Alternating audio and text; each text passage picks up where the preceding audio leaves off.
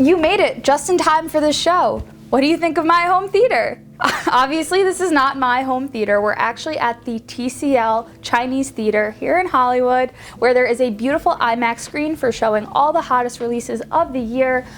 But I can't bring an IMAX theater home with me as much as I would like. TCL's XL Collection, this is the 85R7, makes that possible. Kind of separate from TCL's 4, 5, and 6 series, which are really popular models among Roku and Google TVs, the XL Collection stands out, as the name suggests, for the size. The first thing that'll stand out about the TCL 85-inch R7 is clearly this huge design. The large screen is complemented by a thin chassis under 4 inches. It can be wall mounted, but here we see the wide feet orientation, so needless to say, you'll need a large console if you're standing it up. As for picture, you're seeing a QLED panel with 4K picture plus Dolby Vision support. There's 4 HDMI ports, 1 is eARC support, so you're fully ready for soundbars and other peripherals like a console, and if you're a gamer, you'll like to hear that this is a THX certified game mode TV, so your games will also have that cinematic feel. You'll hear dual 15-watt speakers plus a 20-watt subwoofer with Dolby Atmos.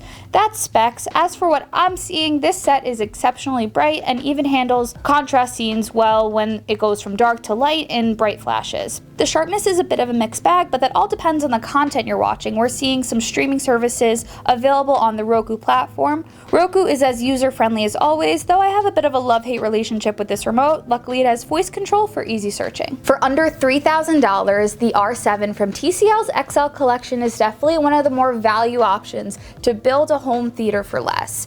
Now, we haven't had the chance to do all of our normal lab testing as we might for all the TVs that we review, but from what I can tell, the contrast is there, the brightness is there, and all that's missing is the popcorn, and that sounds really good right now, so I'm gonna go get some. Until next time, this has been Kate Kozich.